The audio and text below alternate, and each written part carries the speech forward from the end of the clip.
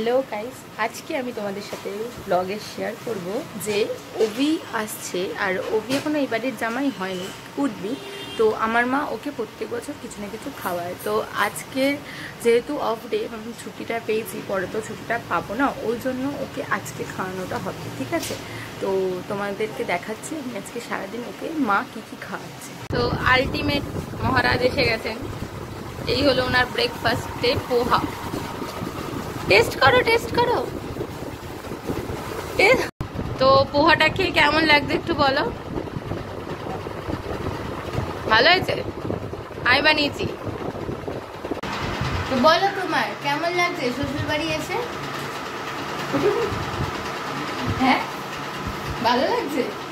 তুমি তো রোজ আসো শ্বশুর বাড়ি, তাই না?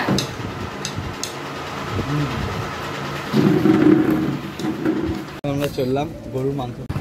তো ফাইনালি এখন যাচ্ছি হলো মাটন আনতে, কারণ ছেলে খাবে।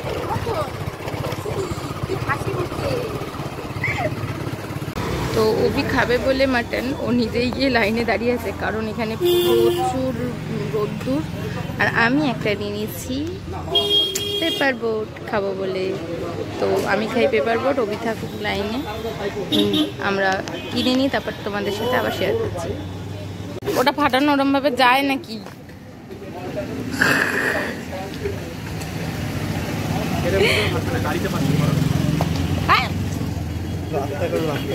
এবারে হাওয়া ভরে দিয়ে দিয়েছে ওখানে কিছুর জন্য, না ফাটাবে বলে। তাই বলছে গাড়িতে লাগলে যদি বেড়ে দেয়, তাও আবার এখানে তাক পেতে বসে আছে দেখবে বলে ওটা ফাটছে কিনা। তো ও ওইটাই করুক, আমি যাই লাইনে।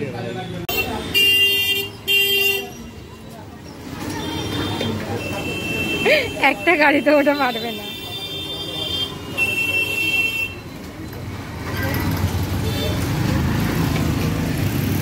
ফাইনালি মাটন নিয়ে বাড়ি আসার পর মা দেখছি রান্না করা শুরু করে দিয়েছে।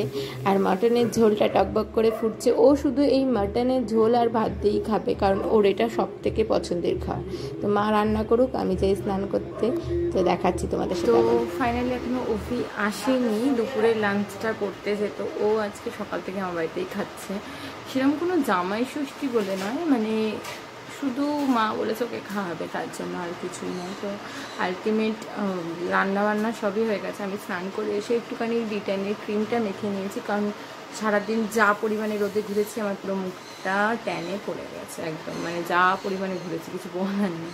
তো আলটিমেট এখন আমি ডিটেনের ক্রিমটা মেখে নিয়েছি। ওবি এখন আসেনি, তো আমি ততক্ষণ আমার ডিটেনের ক্রিমটা দিয়ে মুখটাকে আগে ডিটেন করি। আসলে তোমাদের সাথে আমি শেয়ার করছি। তো দেখা যাচ্ছে। তো তুমি ফাইনালি শ্বশুর বাড়িতে খাচ্ছ, বলো কি খাচ্ছ? জামাই ষষ্ঠীর খাবার তো খাচ্ছ না। ও হো, মটন আলু ঝোল, সেই ব্যাপার। শাশুমায়ের হাতে রান্না, খাও। তো ফাইনালি আমিও খেতে বসে পড়েছি। এই হলো মাটনের ঝোল, লাল লাল ঝোল, আর সুজি চালের ভাত। আর এই হলো। আর খেতে পারছিস না? শেষে পাতে মিষ্টি দই, আর সে এখনো খেয়ে উদ্ধার করতে পারেনি। মিষ্টি দই কী খাবে? ওই ফোন দেখছে আর খাচ্ছে। কি জামা ষষ্ঠীর খাবার খাচ্ছে ভগবানই জানে। কেমন লাগলো? পছন্দের খাবার শুধু মাটনের ঝোল আর ভাত। সেটা তুই তো বিনা জামাইতেই জামাই ষষ্ঠী খেয়ে ফেললি।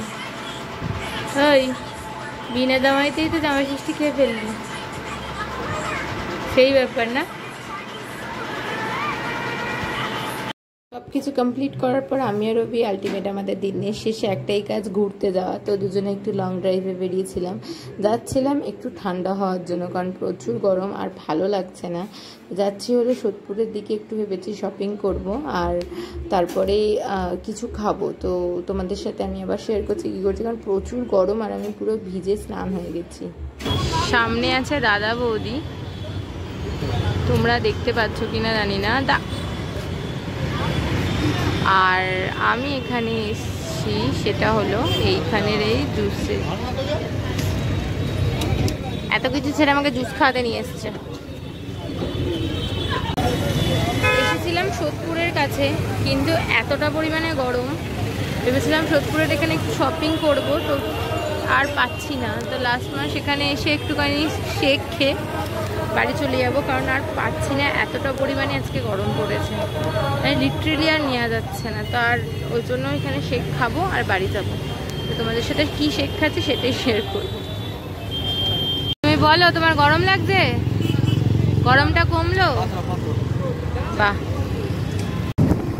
আজকে বাড়িতে মটন খাওয়ার পরও ছেলে কিবাপি